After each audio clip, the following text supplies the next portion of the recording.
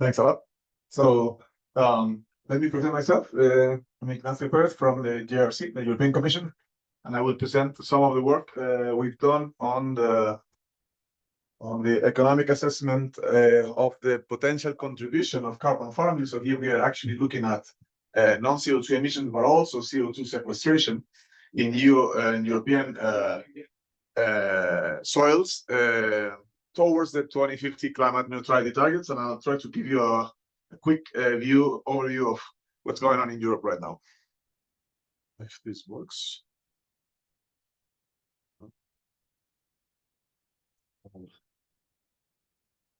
Sorry, to put this.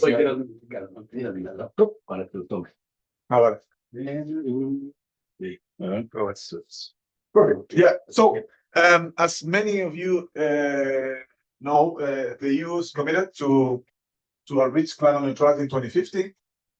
This is a legislation already passed through the so-called EU climate law, and this basically means net zero greenhouse gas emissions for all EU member states. Now, the law also contemplates an intermediate target of reducing greenhouse gas emissions by 55% in 2030, plus is setting an intermediate and kind of a ambition target in 2040 to reach the 2050. The law, important to know, aims to ensure that all EU policies contribute to this goal, and that all the sectors of the economy, so this includes agriculture, forestry, and other land use sectors, have to play a role. Now, what have we done at the GRC? I've been leading this project over the last 10 years, a bit more than 10 years. This project is called Economic Assessment of Greenhouse Gas Mitigation Policy Options for Agriculture. It's called ECAMPA, maybe you heard of it. We have produced 3 reports, and what I'm presenting today here is the content, or part of the content of the 4th report. We're about to publish this potentially in a few weeks. Now, these assessments have been done with the Common Agricultural Policy Regional Impact Model, and I will give a little bit of an overview of the CAPRI model, which we'll also have Gian Maria later on the presentation he's doing on the plans that also includes the work on CAPRI. Now, the key contribution of this project is to analyze the specific greenhouse gas mitigation technical and management-based options in EU agriculture. So we are looking at the potential emission reduction of those technologies, the potential adoption of those technologies in the time frame that we are looking at, and the costs.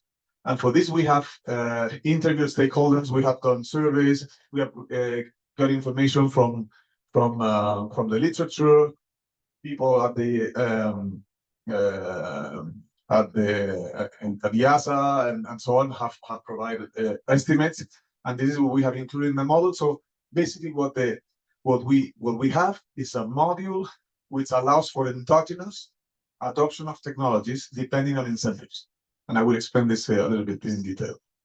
Now, the method, as I said, is the CAPRI. I will not go too much into detail, but it's an economic optimization model which covers the whole world. It's basically supported by Eurostat data in Europe and FAO data for the rest of the world, basically supply news account tables, and then incorporates a global market module, very similar to the one that has GTAP with bilateral trade flows and a 2 Armington stage system that allows for heterogeneous trade of goods. Now, what is important for this work is that it incorporates this emission accounting. Emission accounting is something I started with probably 20 years ago at tier 2 activity level. So we have for the livestock sector energy requirements by different stages. So basically mimics the IPCC guidelines for the computation of tier 2 emissions for the EU. And then we have a baseline estimator that actually covers, following a tier 1 level approach, the rest of the world. So we take FAO greenhouse gas emission inventories, for example, in India or in China or in the US, and then we just split those emissions across the activities that are produced and that are reported to us in the FAO trade matrices. As I mentioned, it incorporates endogenous adoption of mitigation technologies and practices. So now, very briefly, these are the UNFCCC reporting positions, and then the ones that we report in Capri, which are pretty much all of them, with some exceptions. Now, in terms of technologies, and this year we will revisit this and eventually incorporate other ones like biochar or other elements related to fertilizers. We have measures that are targeting in N2O emissions and methane emissions. Some of them are related to the crop sector, some of them are related to the livestock sector, and then we have something that also deals with ammonia. So as you see, for example, you get an important option that I will also show in the results is following of histosol, basically abandoning the production in very rich agricultural soils. Has a large component on CO2 sequestration. Which are the scenarios that we're covering here? And these are purely didactic, so we have not used this for an impact assessment at the EU. We might do in the near future, but we haven't done. This was basically to test the potential. So what is the potential of the follow sector, agricultural, forestry, and land use sectors to reduce emissions? So we have a scenario which is something that was called the 3 billion tree strategy. It's basically to incorporate 7.5 million trillion trees, which is in that time period accounting for deaths, what will achieve the target. So basically, this means afforestation. Okay, then we have a forest management scenario, which aims at reducing 10% wood harvest in the forests. Then we have a scenario on protection of histosols. So we basically ban any production on peatlands, on rich soils, both in grasslands and croplands in the EU. And then we have the more classical scenarios, which are is putting a carbon price on non-CO2 emissions, methane and nitrous oxide, and then a carbon price on CO2 removals. And then we have a combination of them. As I said, the numbers are kind of arbitrary, so this is kind of giving a flavor of which scenario might be more important for the one or the other thing. If we look at agricultural greenhouse gas emissions, we see that the reference year, the baseline is 390 million tons of CO2 equivalent. You, of course, do not achieve any reductions with the forest management scenario or the afforestation. A little bit with the histosol, but of course, when you put prices on meals, carbon prices, then you start really hitting production and triggering technologies for reduction, and that's where you start getting the gains. Whereas if we look at the LULUCF removals, then obviously you have a baseline of 240 million tons of CO2 equivalent removals, CO2 removals, and then the reference of 295, and you see that for a forest management scenario, that's already achieved quite something. The afforestation scenario, quite kind of similar, following of histosols, also sequesters about 65 million tons on top of that. And then we have the carbon price on the combined scenario. So the combined scenario will be like the most optimistic view. What is the difference between the carbon price and the combined scenario? Because maybe I didn't say, is that we force the histosol protection to be incorporated in the combined. So it's like an exogenous assumption that on top of the carbon price, histosols cannot be used. So if we look at mitigation by technology, you see that I just used the last three scenarios, which are the relevant ones. Following of histosols is in yellow at the bottom. It allows for a mitigation of 12.5 million tons of CO2, and then you see how all the other technologies are triggered by the carbon prices. You have feed additives, you have anaerobic digestion, you have nitrification inhibitors, other types of additives. Precision farming is in the blue up there, and then other measures. These are all triggered endogenously. Now, what about emission leakage? Typically, in carbon price scenarios, you reduce emissions in the EU. This has also some impacts on production, and those reductions in production might trigger imports for those products. So you could see that, for example, in the case of the carbon price scenario or the COPI, we have a leakage of 7% and 4%.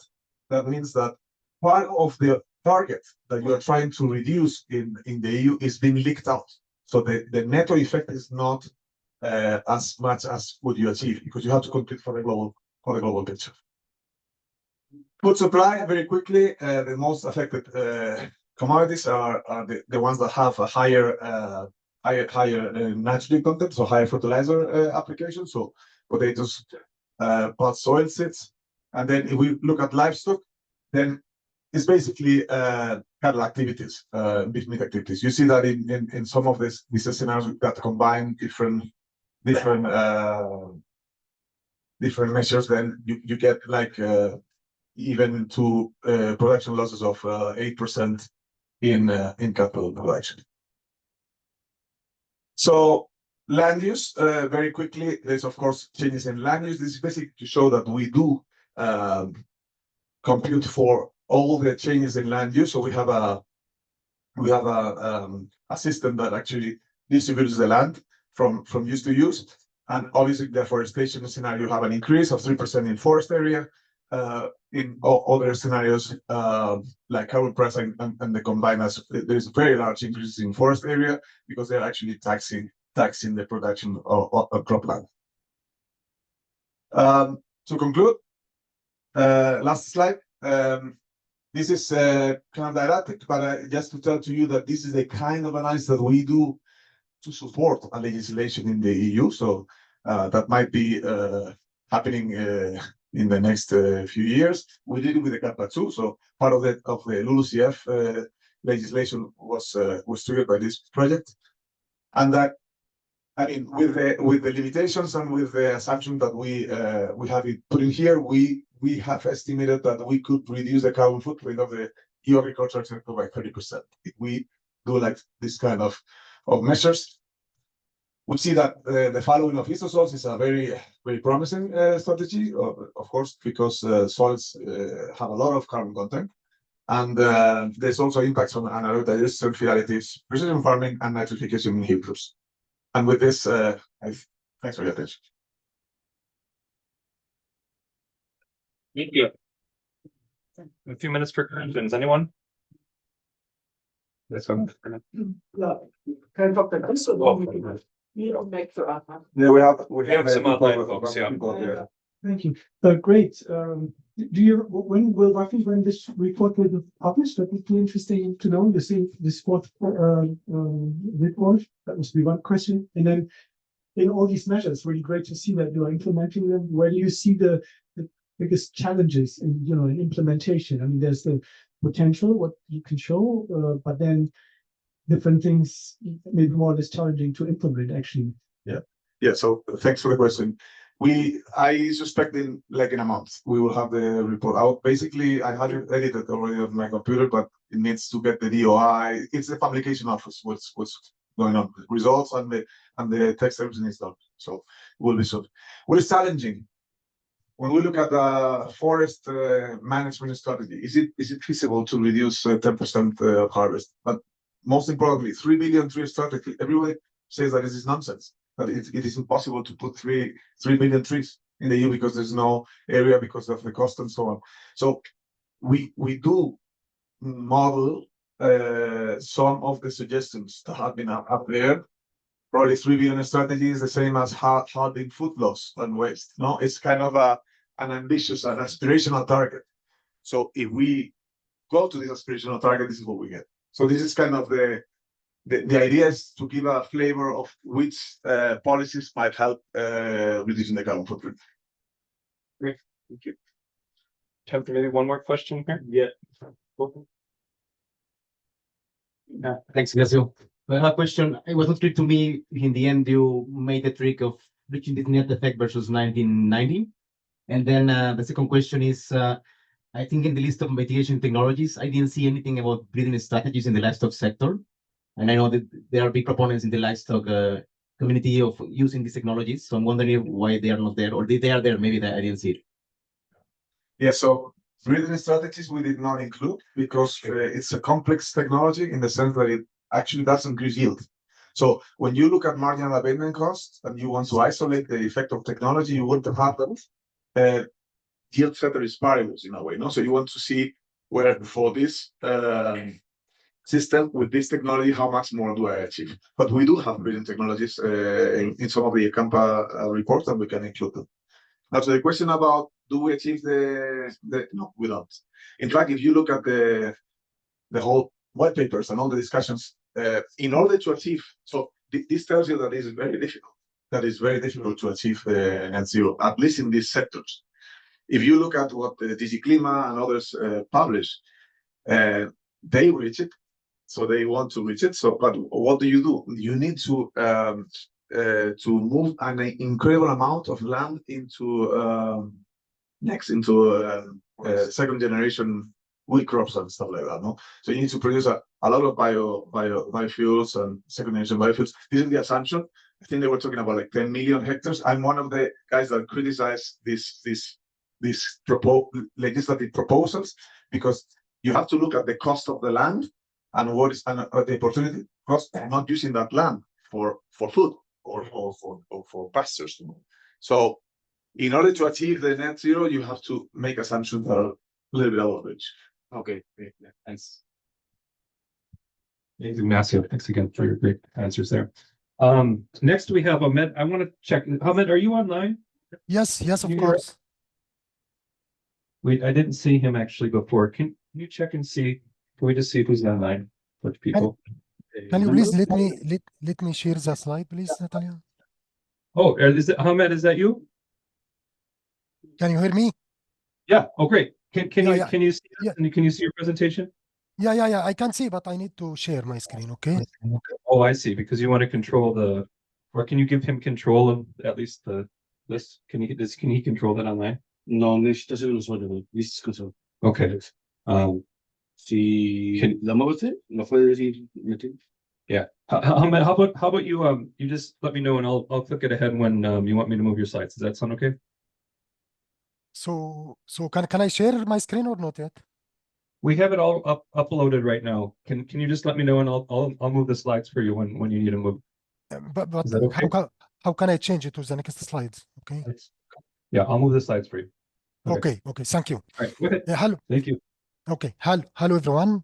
My name is Ahmed Khair. I am working as a research associate scientist at JKI in Germany, and today I am willing to present the hybridization of process-based model, remote sensing, and machine learning for robust simulation of not only yield but also quality, in particularly iron and zinc. This is a hot spot right now because most of process-based models have big limitation of simulation of the micronutrients like iron and zinc. So let's see how can data-driven tools can avoid and tackle this opportunity. And this is also important for opening the avenue to develop the process-based model over AgMIP activities for including also iron and zinc alongside the nitrogen right now. Please, next slide.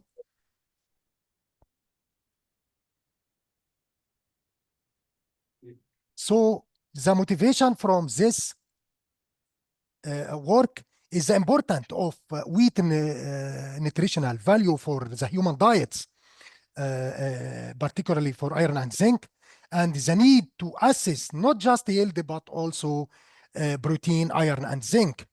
And the process-based model like the SAT have big limitation for simulating iron and zinc. So hybridization may tackle this problem at a spatial explicit manner. Remote sensing also provides a spatial explicit data mapping for the variability of iron and zinc and the nutritional values over the regional scales. And the machine learning models can learn the complex interactions for this important point at spatial explicit. And the scientific gap and the novelty of this work is that previous work ignored the inclusion of micronutrients like iron and zinc for simulations, but also we need to tackle this important point using the machine learning and remote sensing. So this is a novel and hotspot point right now. Next, please.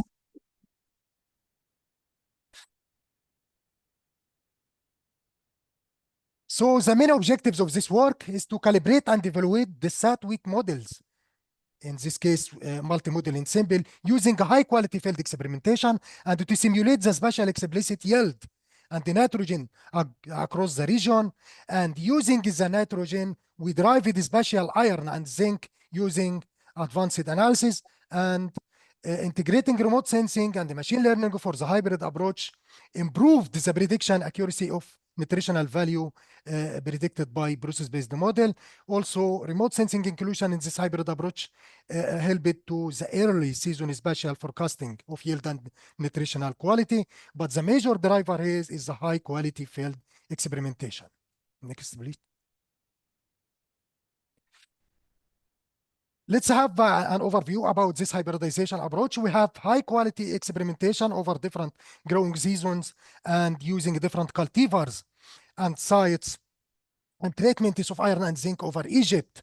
And we use these different treatments for the regression analysis to see the relationships between nitrogen and iron and zinc. And then using the same data set for calibrating 3D SAT models to enable us a special simulation of yield and nitrogen, and using the relationship of iron and zinc, we detected the yield, nitrogen, iron, and zinc, which used hereinafter as a response for machine learning training.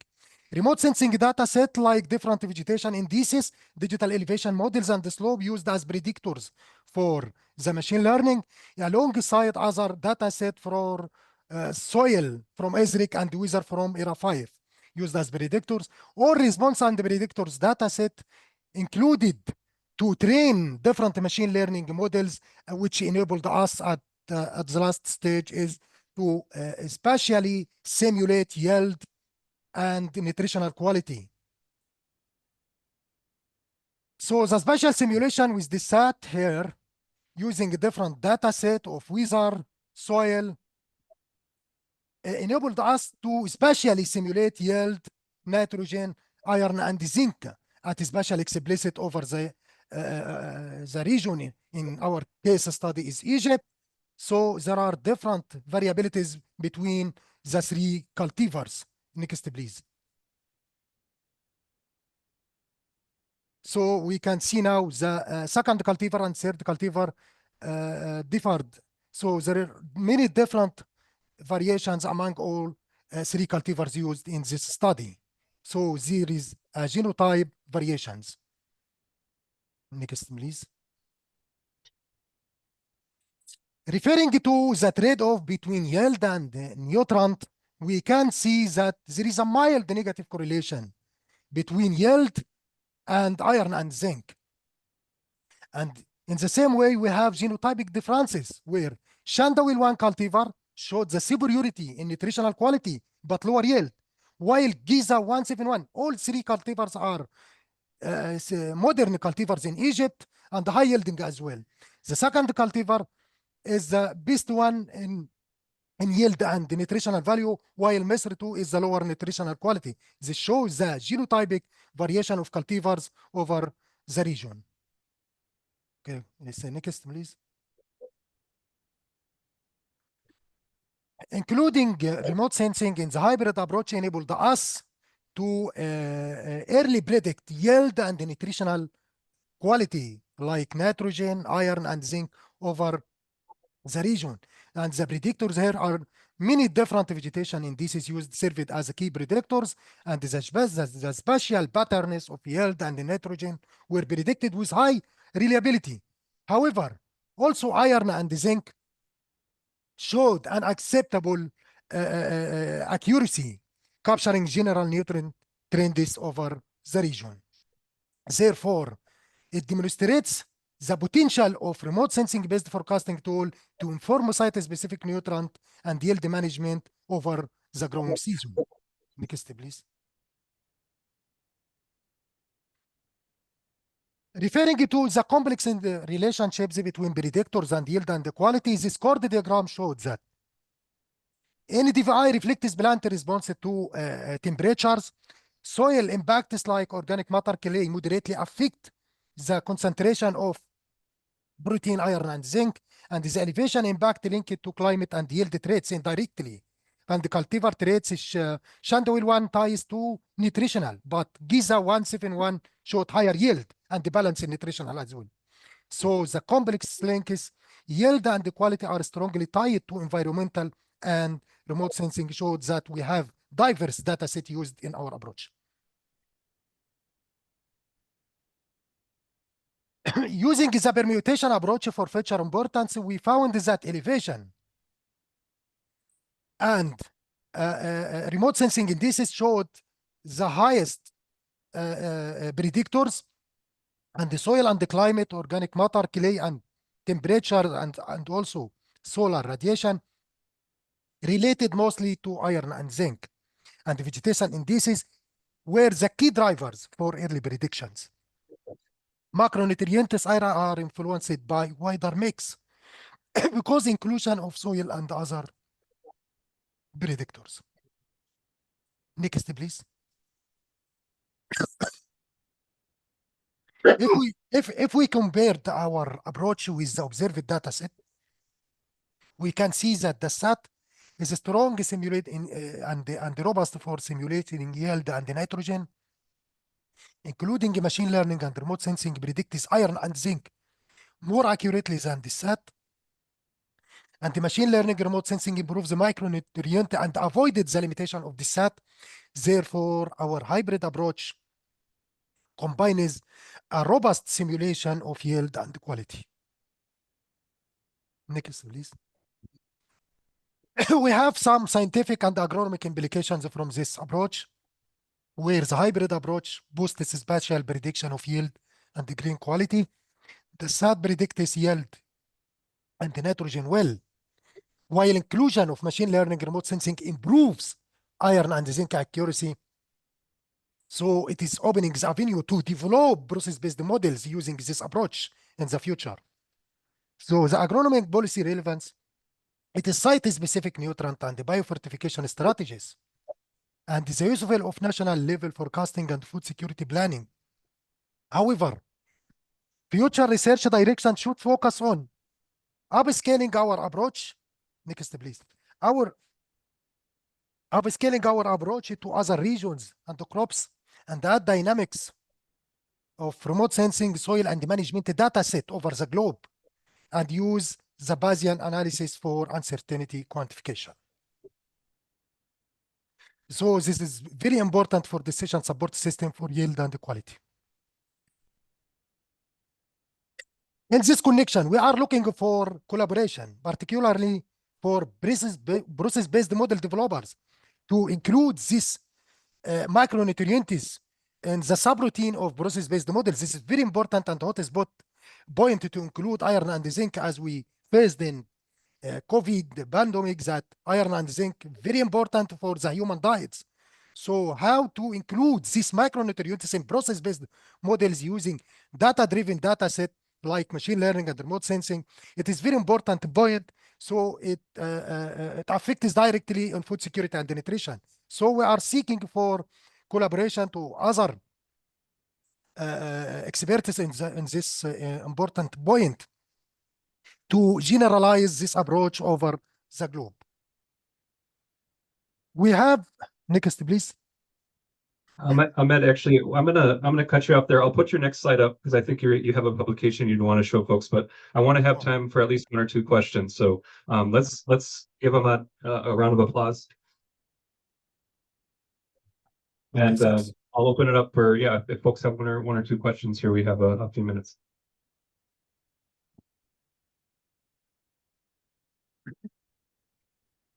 Okay, we are just finished. This is related. Yeah, there's no question. We have time to finish your last slide here. Yeah. Go ahead. We finished. We just finished. Thank you for attention. Oh, yeah. okay. We're done. All right. Cool papers. Yeah, and any questions on Ahmed's work?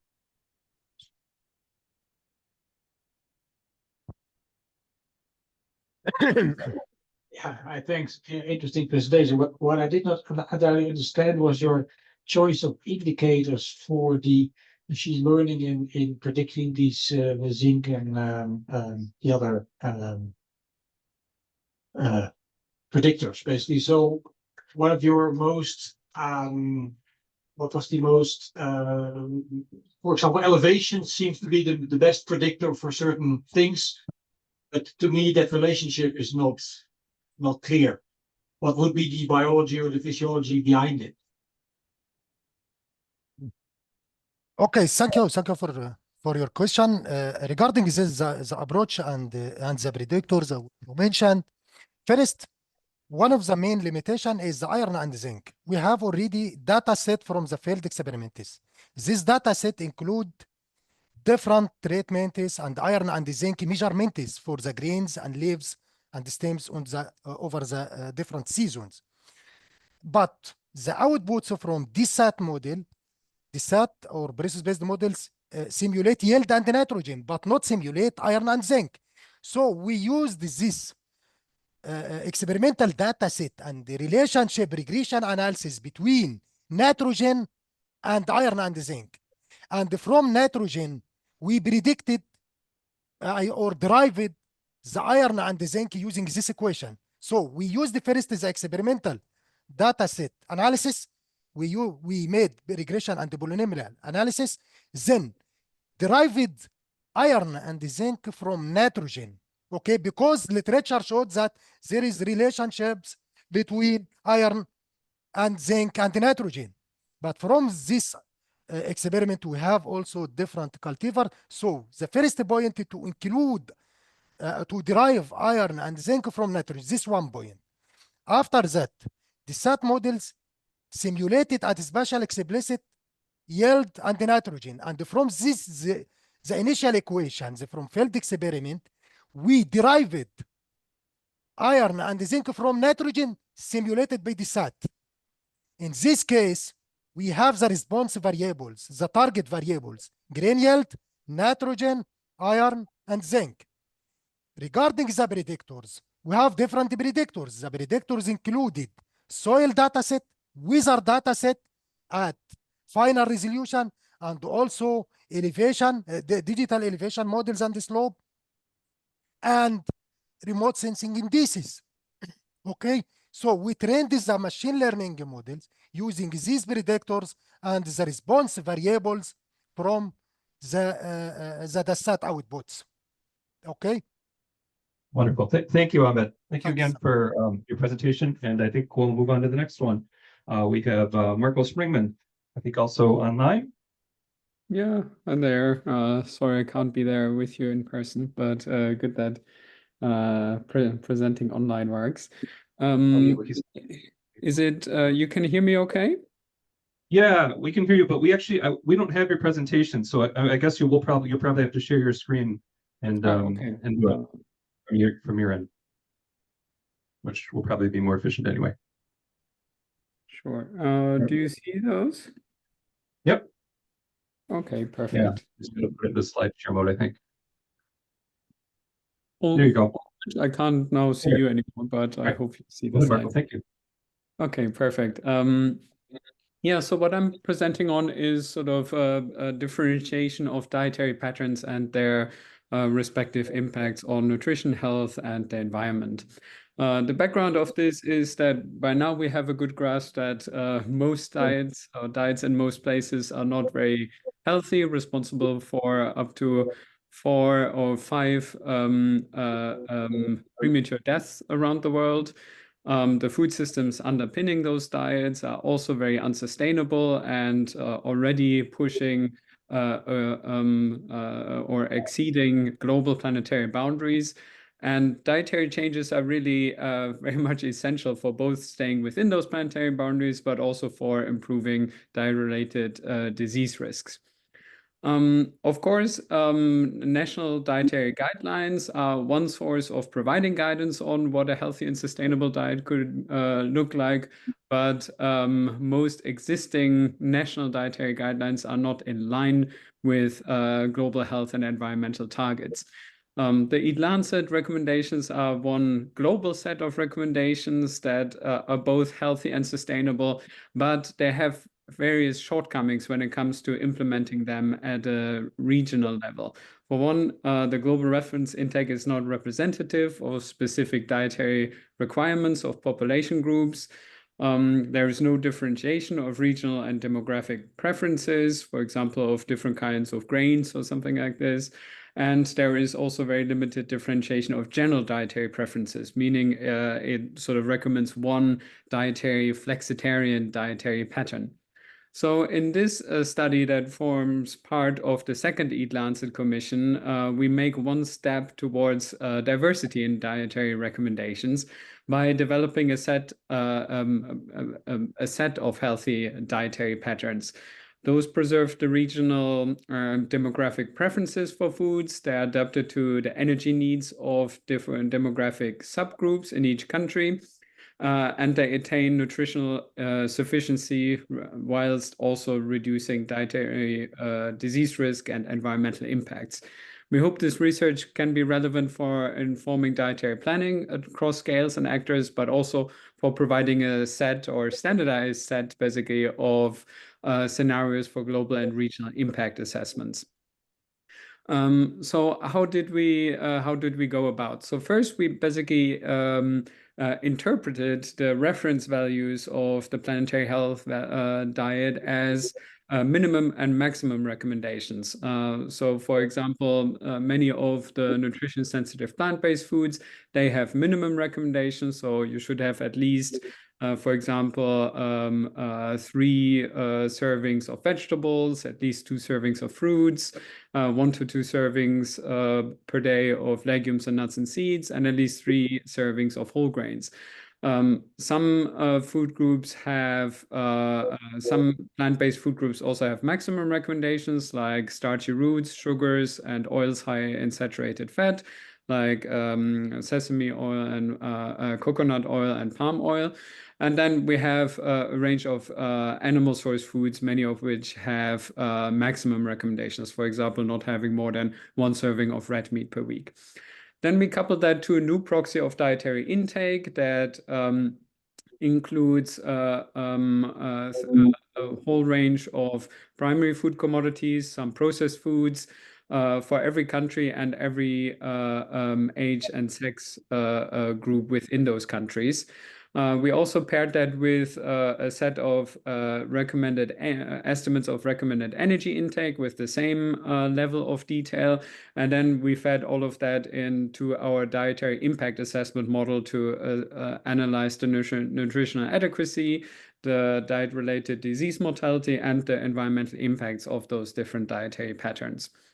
Here's a little overview of the diets that we constructed. So on the left, you see a differentiation by dietary patterns. So it starts with the flexitarian diet that most people have taken to be sort of the planetary health diet. But you see here also how the reference values are compatible with pescatarian, vegetarian, and vegan dietary patterns.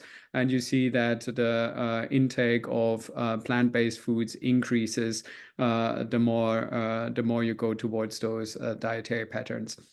Then the second panel shows you the regional differentiation for the flexitarian diets, just to give you an idea of the regional variability here. And what you see first is that the preferences of, for example, major grains is preserved here. So, for example, in Latin America, you have a higher intake of maize than, for example, in North America, where you have a higher intake of wheat. There is similar differentiation when it comes to the type of meat and the type of fish, not all of which shows here nicely on this graph. Then second, you have a different differentiation across age groups. So the standard implementation of the planetary health diet has very often been this omnibus table 1 in the Eat Lancet report. However, that was really only an illustrative example of how intake looks for an average healthy male adult. Okay, I see the time there. But here you see how that actually differs across age groups, with much lower intake for children and adolescents, but also for senior adults, and higher intake for young adults. And then lastly, you have a differentiation across sexes, with lower intake in females and higher intake in males, which is driven by energy requirements. How does this differ for when we compare that to current intakes? So this shows you the average difference in basically food groups with minimum targets, so the encouraged food groups, and the average difference between the intake of discouraged food groups or food groups with maximum targets. And you see here they increase basically across those dietary patterns. They differ a lot through across regions. For example, in sub-Saharan Africa here, you see that especially the recommended food groups need to increase quite a lot. And they also differ again by age groups, with especially children and adolescents not having a particular healthy dietary composition for the moment. And they differ across sexes, with males having relatively less healthy intake. You can look at where those differences come from. So this just shows you the contribution to those percentage changes. And for example, in sub-Saharan Africa, if we just pick that out, you see that root intake is very high, which would need to be reduced, versus, for example, dairy intake that needs to be reduced more in North America and Europe and Central Asia here. By construction, those different dietary patterns are nutritionally sufficient and meet nutritional requirements across those demographic groups. And here you see again where those changes are relatively more or less. Again, large improvements in sub-Saharan Africa, where dietary deficiency is fairly high, but also in North America here, and more so amongst females than in males, because for some nutrients like iron, for example, females have higher nutritional requirements. Just briefly then, in terms of impacts, we see also here is what this shows is a reduction in diet-related disease mortality. And here you see also nicely how those differ a lot. General reductions increase the more plant-based you go, and they differ quite a lot by region. That is influenced both by the relative changes in intake, but also by the mortality in those regions. For example, those non-communicable diseases are not as prevalent in sub-Saharan Africa than, for example, in Europe. And you see here how also the different weight levels play a large role, with large impacts of obesity, for example, in the Middle East, but also in Europe. And what you can also see here, that it's predominantly the older age groups that are affected by diet-related disease mortality. Just to pick out lastly one environmental indicator here for greenhouse gas emissions, since this is fairly important. Also here you see a large differentiation with reductions that are the greater, the more plant-based you go in terms of dietary patterns. They are larger in regions that have higher intake of animal source food commodities, but still some reductions in other regions as well. And you have greater reductions in males than in females, and amongst percentage reductions amongst older age groups here. I skip over those other environmental indicators, but we have data on them as well in case you're interested. In terms of takeaway messages that I want to highlight here, I hope this gives you a good illustration of how planetary health diets differ by region and demographic characteristics. All those different dietary patterns and diets are nutritionally adequate and associated with reductions in mortality and resource demand, usually greater than the sort of average flexitarian planetary health diet. So they're also in line with planetary boundaries by that measure. We hope that providing those dietary options tailored to those dietary preferences and nutritional requirements of population groups can help in devising concrete pathways of dietary change, and which can not only be relevant to different actors like policymakers, civil society, businesses, and really individuals, but also relevant for researchers in providing a set of energy balance dietary scenarios, which can help avoid some of the misspecifications of running these planetary health dietary patterns or the planetary health diet that we have seen in the past. So with that, I'll thank you a lot, and I'm looking forward to your questions.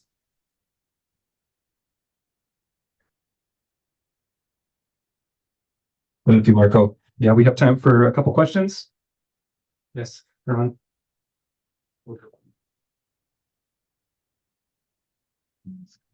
Yeah, thanks, Marco. Herman here. Very nice, very interesting. Two questions. One on the resolution. You showed the regional resolution. You showed these larger regions. Would this also be, or is it already be available at the country level? Yeah. Second question on obesity reduction. This was a bit quick. We had a big discussion in the Food System Economics Commission about, how with healthy diets, how much can the obesity crisis actually, ameliorated. So generally speaking, this implementation, how much does it contribute to reducing obesity, that is? Yeah, thanks. Both good questions. So on the first one, yes, we have it at the country level and within countries by age and sex groups. It's always a bit hard to show the level of detail on those slides, but that's all available. Then in terms of obesity, yeah, I mean, the dietary scenarios are energy balanced to the energy requirements for attaining healthy weight levels. So ideally, if you eat this at your current physical activity, you should move over time to an ideal body weight. There is a strong, active discussion what needs to happen to change obesity in practice. So dietary, because some people believe it's very tough to change overall energy intake, since this is a bit rather fine-tuned to your current body weight. What seems to be clear from randomized control trials is that if you do dietary interventions like specific programs, those can very much help in actually changing your overall energy intake. Exercise programs can do that too. And now newly for the last few years, you also have things like Ozempic that can help as well.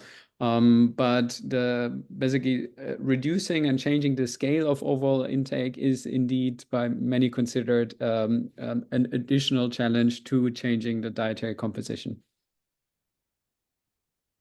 May I add one comment? Because this is relevant for these long-term scenarios, right? Because you run basically into some inconsistencies. If you, as we did, converge all the countries to these recommended diets, as you say, in principle, you should abolish obesity in the end, but then other nutritionists say, yeah, but this is ridiculous. By 2050, there's no way that we will go down to zero for obesity. So it's just to highlight that this needs to be picked up in those scenario analysis, or discussed at least.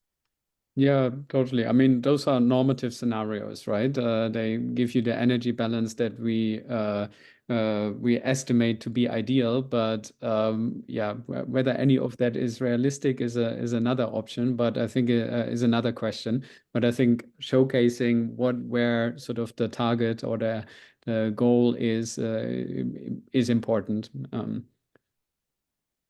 Great, thank you, Marco. Thanks for the question. And I know you're online, so people can't come and ask questions at the coffee hour. So, and same with Ahmed and the other virtual. So, is it okay if folks have follow-up questions to contact you directly, to email you, ask you, have a follow-up conversation? Would that be all right? Absolutely. Please do get in touch. Great. I know we just don't have enough time for a lot of questions, but thanks again, Marco. Thank you. Have a good conference. Yes. Come on up. Thank you.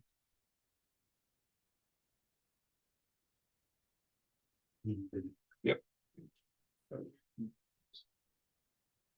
Yep, you got it.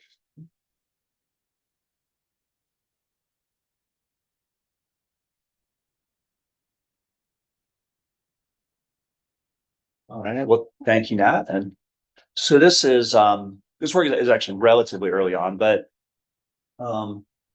building on some previous work we've done with the impact model and Tim Sulzer is again involved with this, along with some of our health colleagues at RTI and at the University of Maryland.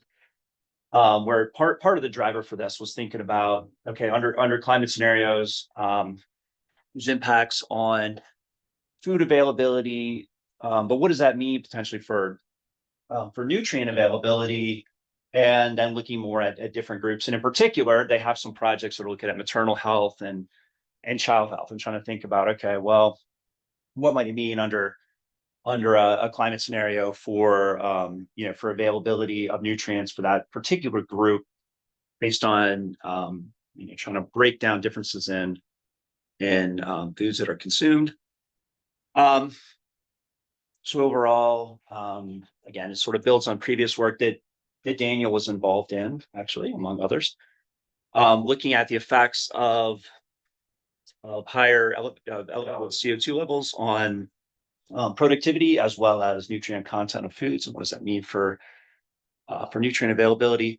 But in this case, again, newer impact scenarios, and trying to use some additional data, look at finer demographic breakdown. And although here it's just, we can really add some preliminary results that are looking at food availability due to changes in agricultural productivity, we still need to add in the impacts of the elevated CO2. Again, so we're using the impact model, which many of you are probably familiar with, where really the key is the supply estimates coming out of that model by different major food categories. And again, the output looks like, for different scenarios, by region, by pretty detailed set of commodities. What are the changes in like kilograms per person?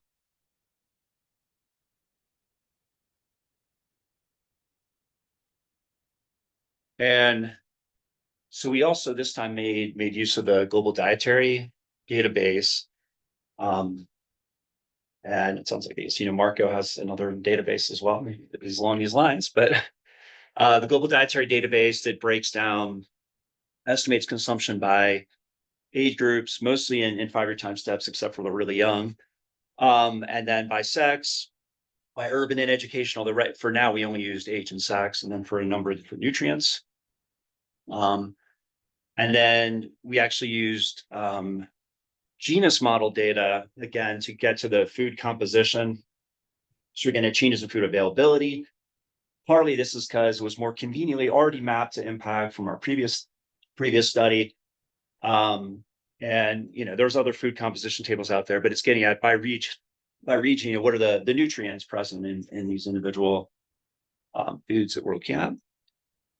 And so essentially, what we're doing right now, and is a relatively simple way to characterize this, but we are using the data from the global dietary database to adjust for different ages and sexes, like relative consumption. So we have our overall average consumption, but then distributing it out among these different demographic groups based on relative consumption. And then we're taking those estimates of per capita supply in 2050 under each climate scenario that we looked at, estimates of this distribution of relative consumption at different groups to get to this age, sex specific consumption, and then using those food composition tables to turn that into consumption of nutrients and get at per capita nutrient consumption. And what we are also going to add, but haven't done yet, is also look at like a nutrient penalty for different crops based on elevated CO2, leading to, again, basically, higher carbon in the crops and less of everything else on a density basis. And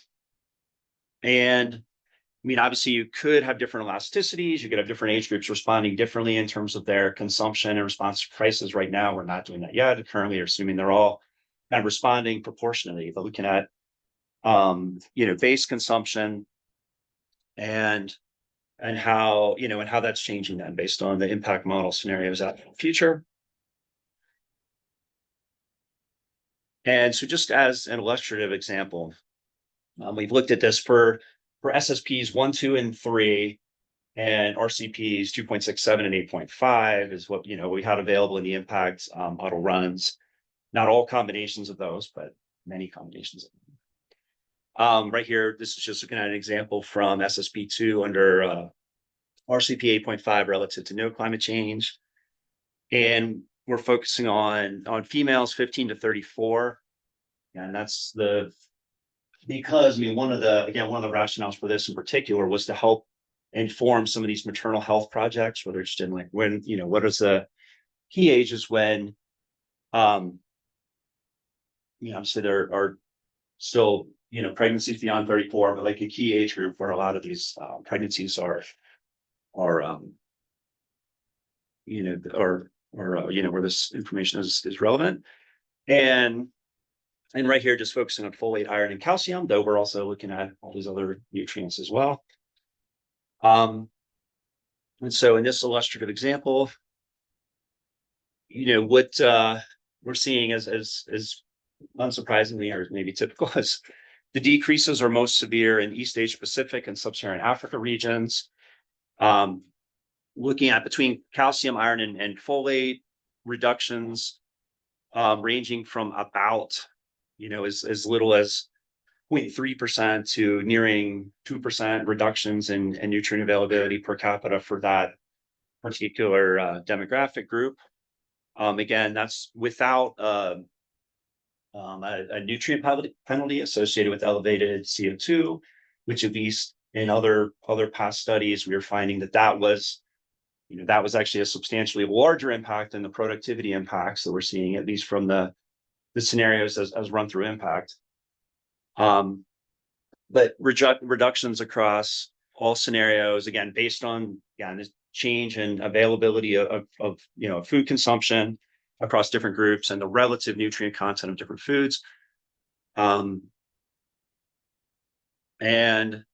so as one example, where is some of that coming from? So just looking at Zambia, folate, as you can see it, but like one of the biggest impacts is from reductions in maize. So some crops are not so impacted, others are more impacted. And again, some of the projects around maternal health, they have some interest in, what would they advise, or what does that mean potentially for policies? I mean, what are some of the key sources that are potentially changing under climate change, where you're going to have reduced availability of certain key nutrients? And so again, the next steps on this is just one to better explore and dive into all the results we've now generated, and look at some of the variation across countries and under different and across all the scenarios. Incorporate the effects of the elevated CO2 concentrations. On the right is a figure just summarizing some of the impacts on wheat, rice, barley. We're generally the impacts are maybe 3 to 10, 11% reductions in nutrient that have been found, like in some of these FACE experiments or otherwise. And again, and then really, again, work with some of our health team more familiar with, okay, so what does that mean, this reduction in folate or these other nutrient availabilities? What does that mean for health outcomes and in terms of slowing progress in improving health outcomes and women's health, and ultimately, we're not doing it quite yet, but looking also at what does it mean for children's health and outcomes, like first 1,000 days, and then working on things like nutrient supplementation or other policy interventions. What might you do in response to try to address some of those challenges? Okay, and that was good as well. Great, thank you. Any questions? We have a few minutes here. Marco, why don't you go first and then Rebecca? Great, thank you. Yeah, really interesting presentation. I just wanted to mention something on the methods that we were grappling with that might be of interest. So what we found with the GDD data is that if you just apply the age and sex gradient without correcting for energy balances, you get something that is not quite realistic and in line with observed levels of, for example, weight distributions. So therefore, we developed this new proxy, just maybe something to further improve those results. I was also wondering if you scaled for reference weights in your nutritional assessments. We also found that that makes a big difference because very often the nutritional recommendations are taken from sort of standardized US or European population. And then lastly, we tend to omit calcium in our adequacy analysis because there is no clear recommendation for calcium that is actually based on deficiency. Those are all balance studies, so they just show you sort of what compare intake to what customarily is consumed in also American and European populations. Whereas that is not the case for zinc and iron. So those are proper deficiency related nutrients, and protein too. Yeah, no, thank you, Marco. Those are really good comments. And yeah, no, I think we will. Yeah, that's really useful. No, I think we'll need to maybe take another look then. It sounds like at the the energy balance based on your comment, or maybe you've already done this. I don't know to what extent your data set is sort of building on GDD or improving on it, and it may be suitable for this. But yeah, happy to and share. also, yeah, calcium, there's not as clear of a deficiency there, but that happened. I mean, it happened to be a nutrient of interest in terms of at least what are the effects on calcium. But you're right. It's not as clear in terms of what the deficiency measure is as it is for others. And yeah, we were all looking at zinc as well. I didn't show it here, but really good point. I don't know if you how much you see your data set as a replacement for GDD or augmentation, maybe with additional adjustments. Yeah, it surely builds on it, right? It also uses GDD as an input, but it corrects various things. So we're in the process of writing this up to get it out as well. So if it would be of use also for comparison, happy to share it anytime. Yeah, no, that'd be great. Yeah, thank you, Marco. I assume no one can answer my question, but I wanted to put it anyway. And that is, a couple of years ago, we also wrote a little policy draft on nutrient leaching. And I talked to a couple of breeders back then, and I said, how big is the problem? And is it a problem for your crops? And then some said, no one has looked into the fact if it's a problem for our crops.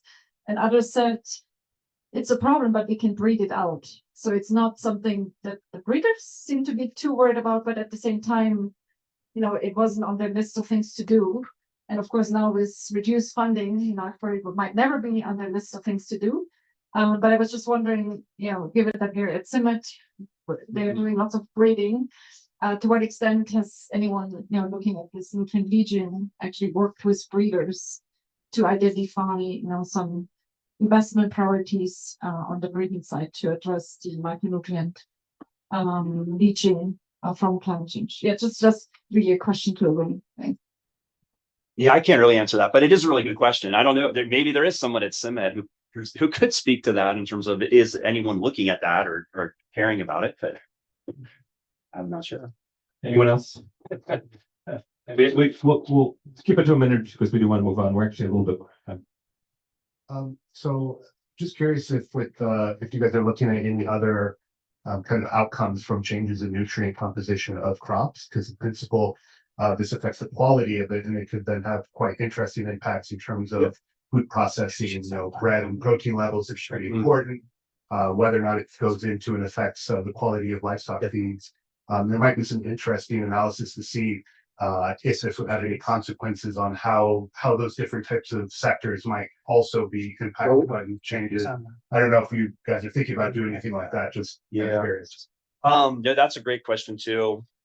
We have not been doing anything on that front, and haven't, honestly, haven't even really thought so much about the processing, although it's a good point. But we have talked some, like Tim and I and Tim Sulzer and I and others have talked about how it'd be really interesting to do something like this, looking more at livestock and what does it mean for livestock feeds And if it implies like lower nutrient quality of livestock feeds, did you then like reformulate the livestock feeds? And if you're then using like different feeds or more feeds to get the right amount of protein and other nutrition for your livestock, what does that mean for, for crop demand and what's grown and prices? And we haven't actually done it, but we have talked about that as like an interesting thing to look at. Great, thank you. And thanks again, Robert. Kirsten, you're next. I see you're online. Did you want to share your presentation and control it, or I can also move your slides from here? Oh, you're muted. Yeah, sorry. I'll share it myself. Is that okay? Okay, yeah, that's fine. Yeah, go ahead. Yeah. I think you should have permission.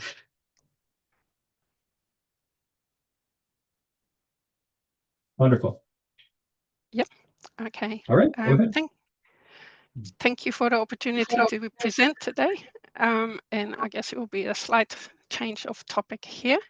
I will first present on behalf of the team of CSIRO and ANU about our current research on biological nitrification inhibition, and then outline a proposed AgMIP activity on BNI, which also involves Diego Pequeno from CIMMYT and hopefully more people from across AgMIP. So BNI is the process whereby root exudates from the crops are inhibiting the conversion from ammonium to nitrate, so the nitrification step. Reducing that step can then immediately reduce some of the N2O contributions. It can also then reduce losses from nitrate through leaching, runoff, and denitrification, which itself also contributes to N2O. And it will change, I guess, the crop N uptake potentially and the interactions with the organic carbon pools. So the BNI research community and also their funders are very excited about this crop trait because that could reduce greenhouse gas emissions, improve nitrogen use efficiency, both for sustainable issues in the global north, as well as for yield improvement and food security in the global south. Now, it's a truly global multidisciplinary research topic being carried out for a range of crops. The BNI International Consortium is doing a lot of the linking of that research. And at CIMMYT, they're leading a new mission on BNI-enabled wheat. So that's called Crop Sustain, and Kevin Pixie also referred to it on Monday.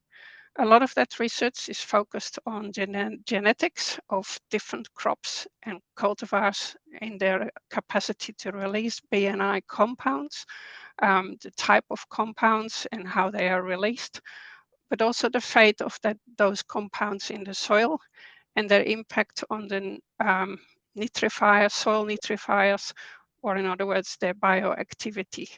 And then there are experiments testing the impacts, for example, on the N2O emissions.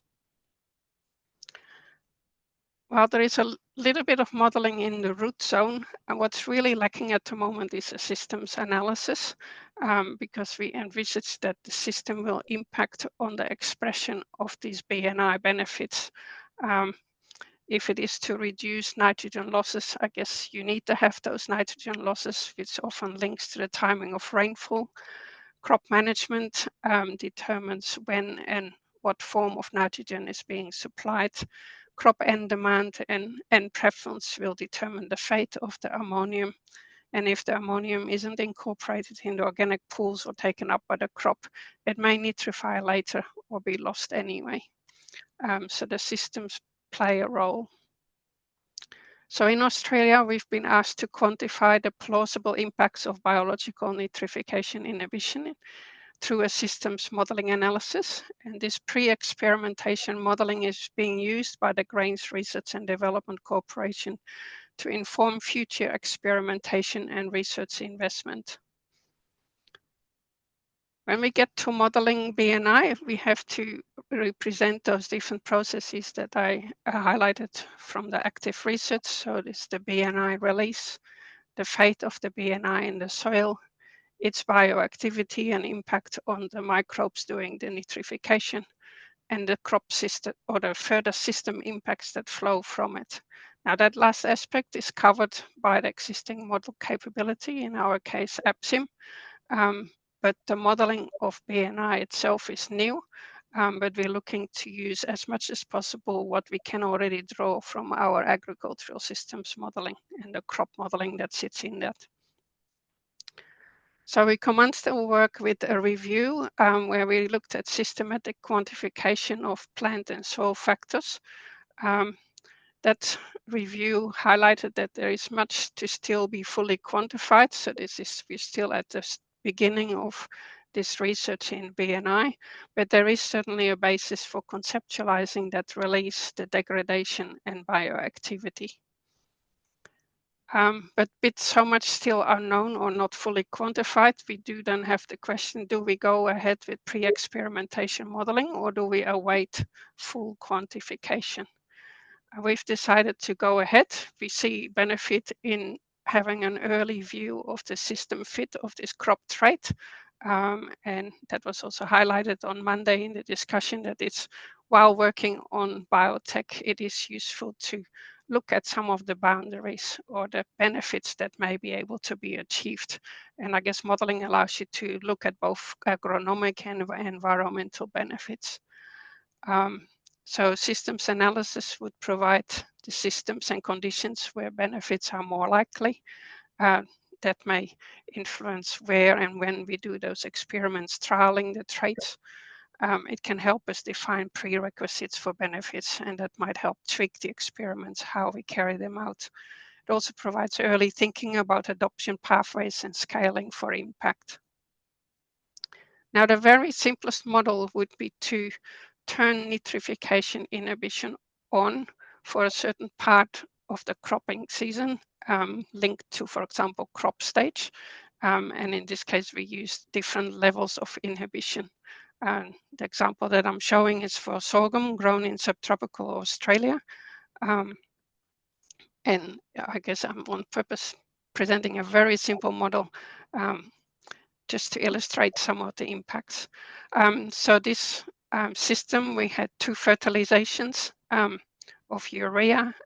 The first one was applied of sowing, and we can see those peaks reflected in the ammonium.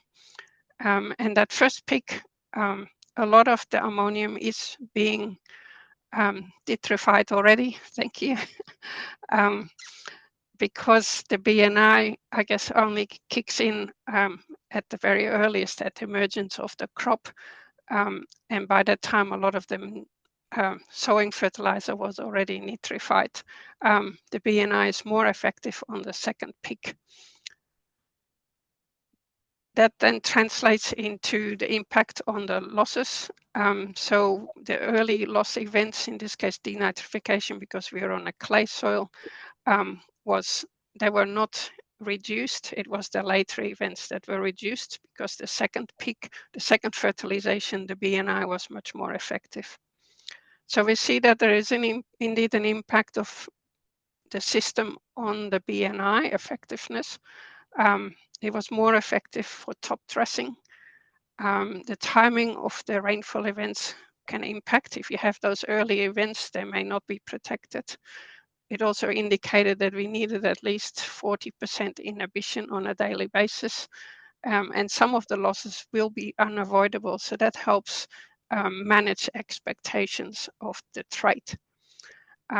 More importantly, it also helped us to feed back to the International BNI Consortium some of the things that we really need to get out of their experimentation.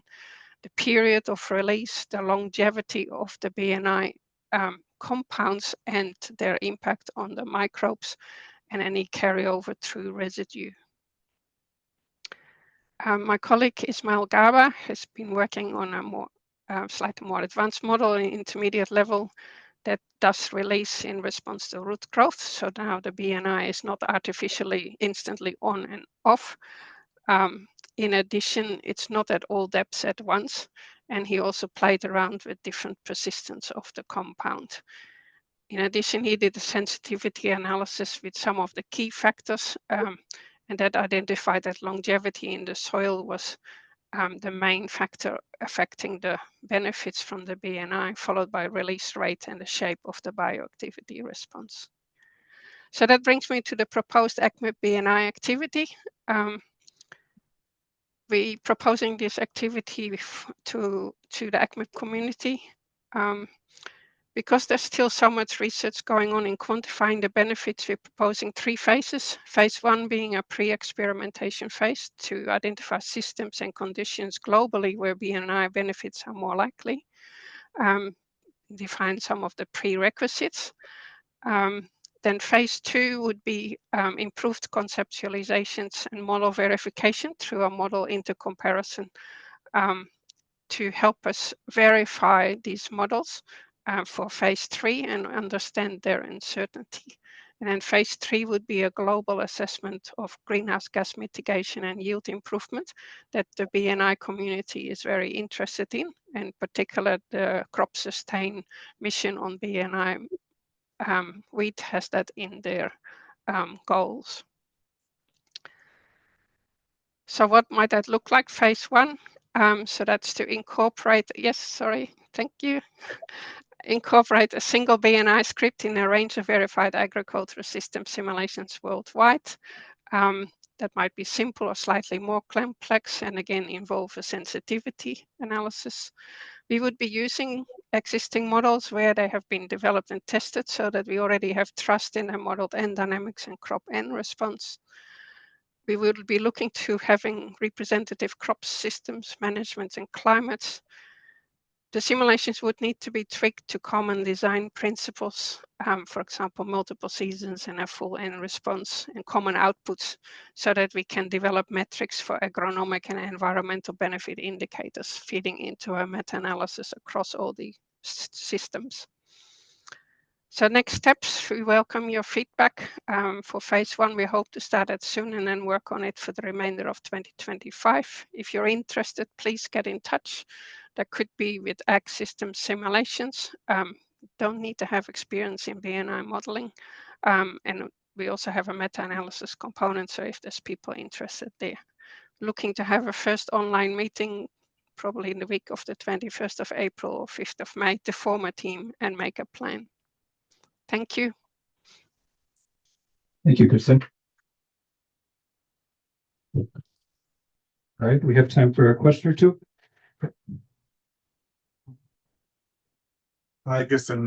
Thanks a lot. Very nice presentation. I'm going to pose 2 very, very ignorant questions from a poor economist that is trying to model technologies for mitigation. Okay.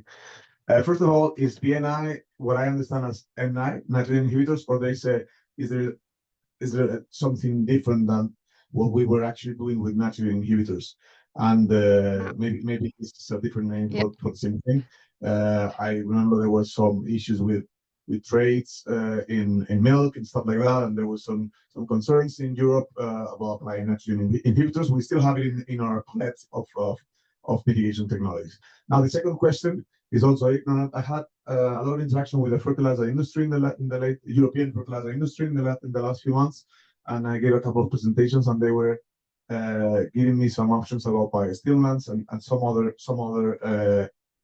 technologies that could like biochar and so on as well. But I mean, biostimulants, things that could actually reduce this nitrification processes at the root level. So maybe we're talking again about the same thing, or you can just clarify to me what is the difference. Yeah. Yes. So thank you. Yeah. So chemical nitrification inhibitors, so things that you add, and then also referred to as enhanced efficiency fertilizers. They've been around for a little while. They can have benefit too, although the results often are mixed because they depend on the system, much like the case that I outlined here. There's one difference here is that this is, I guess, exuded by the crop itself during the season, and that could hence be having a longer longevity than the things that you apply. So I think a lot of the limitations with nitrification inhibitors is their longevity. And if that longevity is only a few weeks, then they may not cover the whole of the sensitive period and not provide enough protection. So the anticipation is that with some of these root exudates that are being released throughout the season, or at least a large part of the season, and to the bottom of the root zone, that they may be more effective. And also it means they are just part of the variety that you plant or so you don't have the additional cost of getting the inhibitors, and because they can also be cost prohibitive. Wonderful, thank you. And thank you again for your presentation. I think we're going to move on to the next one because we're again running a little bit late. Sorry for folks who are excited for lunch. We're going to maybe be about 10 minutes late, but again, we want to give Gianmaria enough time to give a good talk and have some good questions. So thanks for going last too. Yeah. So just get in touch if anybody's interested. Diego is walking around at the conference, so he can also take any queries. Thank you. Oh, wonderful. Thank you. Yeah.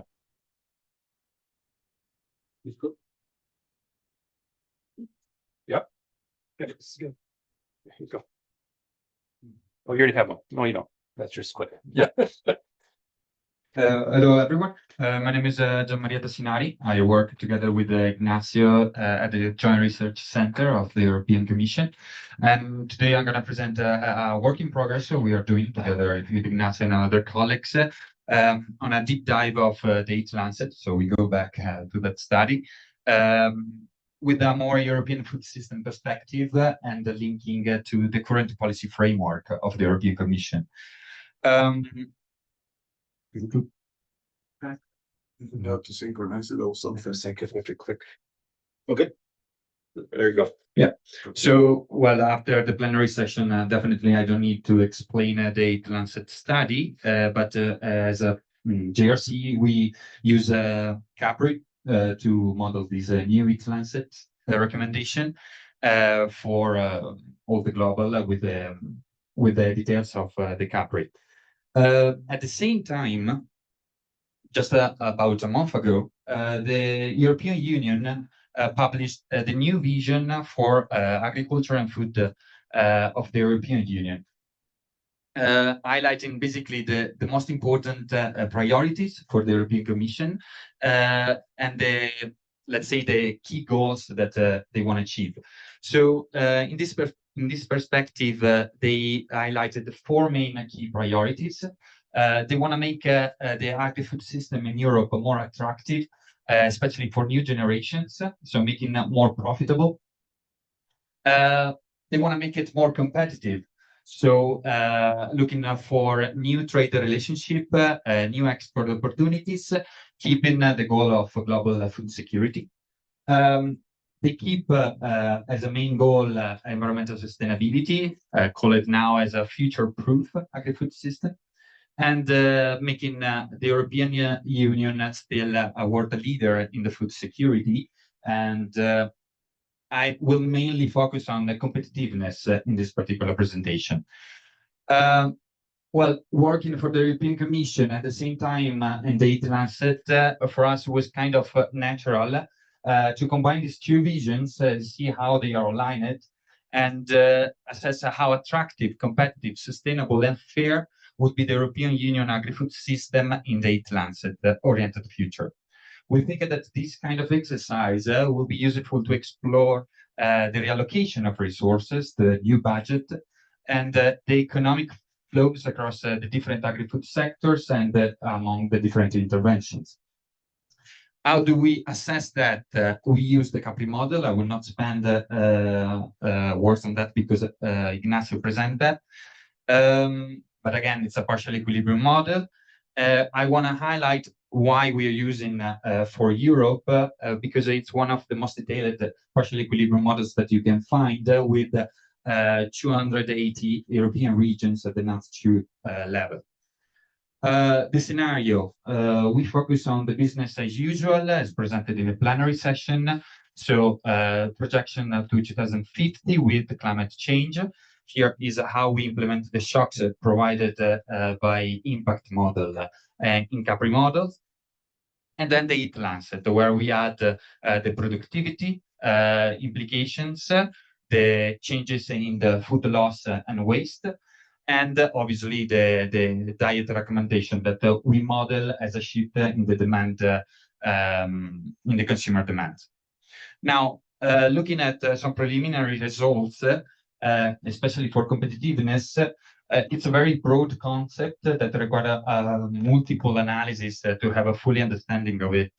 But we think that as a first step is it's nice to see, for instance, the changes in the comparative advantage that the European Union has between the two scenarios. So we analyzed the very basic trade economic index, the Balassa index, which compare basically the share of the export of a commodity in a country with respect to the total export of the country, compare it again with the total export of that crop worldwide. So how specialized the country is in that specific crop, and what is the comparative advantage or disadvantage. We normalize the indicator, so below 0 you have a comparative disadvantage, above a comparative advantage. You can see here in the graph ranked by the difference between the two comparative advantages, what looks like the competition in the European Union. So we see that in an asset oriented future, the European Union will worsen the comparative disadvantage in cereals, for instance. We also decrease quite a lot of the comparative advantage of the main profitable crops in Europe related to animal production, so pork, poultry, and eggs. And also we have a decrease in the comparative advantage of the vegetable and permanent crops. Here there are two different trends. One for animal production is obviously driven by the decrease in demand, while for vegetable and permanent crops, it highlights the fact that we don't have the capacity to deal with the increase in the demand for that. Instead, we have an increase in comparative advantage in the other crops, like for instance, other arable food crops, which include pulses. But as you can see, the increase is very marginal. So again, as in the vegetable and permanent crops, we don't have a capacity to be competitive in that specific sector. We increase quite a lot instead for the cattle, like dairy products and beef and oils. Again, also an important improvement. Now, obviously, this change in a comparative advantage obviously reflect also changes in production. So here you see the changes in the production portfolio of each country. So changes with respect to the share of production over the total production by country, expressed in dry matter. And here you can see a few key things, like East countries, for instance, will move from cereals, where we don't have a comparative advantage, to oilseeds. There is no actually an improvement in vegetable and permanent crops, meaning that in those countries, we don't have a specific capacity to deal with that. Contrary, for instance, to the Mediterranean countries, like Italy, Slovenia, Spain, Portugal, and Greece. Another detail, you see Ireland, that is the one that increased the most for the dairy products, the importance of it, so where it comes from, and highlights the importance of extensive farming system in the European Union in a Lancet study. And finally, you can see on the bottom those countries that are less affected in terms of portfolio in the Lancet study, showing basically those countries that are more aligned to the future in the current state respect to the others. Obviously, we have changes in the trade partnership, given all of that between the two baseline. Till yesterday, I guess the United States was the main partner, probably not anymore, followed by United Kingdom, China, Middle East, and Japan. So in the Lancet 2, the United Kingdom take over the United States and basically get all the main products from the United States, so like cheese, wine, these kind of products. Again, we have USA and China, very important, but we have two new entries, so Africa LDC, the Middle Africa, and Ukraine. So showing how important is the build a relationship with this country in order to achieve possibly to have a higher alignment between the two visions of the Commission and the Lancet.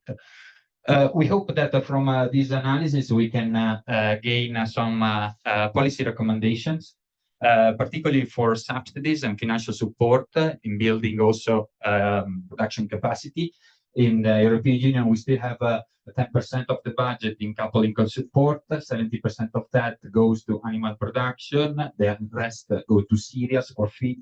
So direct these payments to vegetable and permanent crops and the pulses, for instance, will cover part of the capacity, will cover the problem in production capacity and increase the comparative advantage in that sense, especially for East countries where we observe that there is no improvement.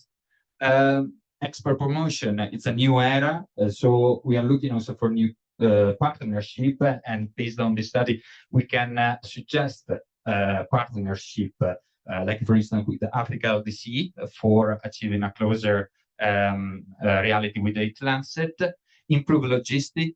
So we see that Ukraine is probably one of the most important partners. So in the reconstruction, for instance, hopefully as soon as possible of Ukraine, improving the logistic for the food system and export will be an important aspect.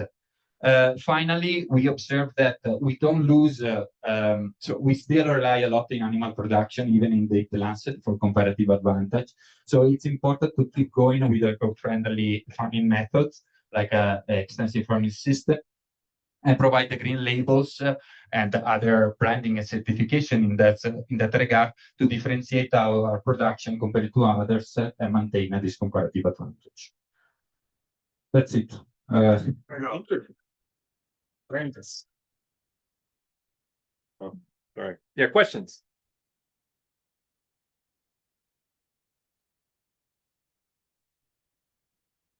Besides the trade, do you also expect a lot of other changes in your study since Liberation Day?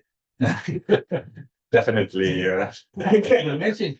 Well, the goal now is to survive. But yeah, definitely we have. Yeah, it's quite challenging to deal with that. We have a completely full uncertainty of what will happen. What we know is that well, most of the things that we export to the United States are consumer oriented. Some of them are with a high brand, so a lot of value added. So this one will just reduce the profitability of spirits, for instance, but will not really affect much the farmers. The problem will be obviously on cheese, wine, and other vegetables like processed vegetables, tomatoes. There definitely we have an impact. In wine, I guess it's even more complicated because the investment in this production is huge, the capital investment. So they cannot really afford that. They are not flexible as much as vegetable and productions. And yes, obviously looking for new trade and partnership is difficult given also the current situation. And we have many markets that are blocked because we take other positions. So it's complicated, yes, but we'll see. Maybe, I don't know, just to follow up, I know we talked in the economics group the other couple days ago about maybe building a new SSP scenario where we could do a new, versus new tariffs, some of these other things. So, I mean, if you wanted to rerun a new scenario with the new tariff regime, would that be something that you could do within this framework? Yeah. Any other questions? Time for maybe one more. I mean, we're already running late for lunch, but you ended a little early for your part, so I want to give you fair. Anyone else? Okay. Well, thank you again. Thank you everybody for coming. I think I'll close this session. Thanks again to those online who were presenting. And yeah, thanks again for the wonderful talks over the whole last few days. I know I learned a lot, and I hope we can do this again in a year and a half or so. Thank you. Thank you. Bye-bye.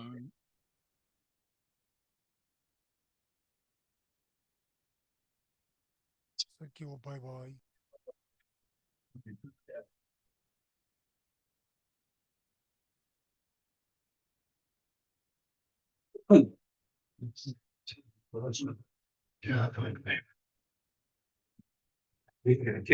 Yeah. Well. Well, it's all. Yeah. And no, I'll leave it. Okay, good. I'll leave it. Oh, recording.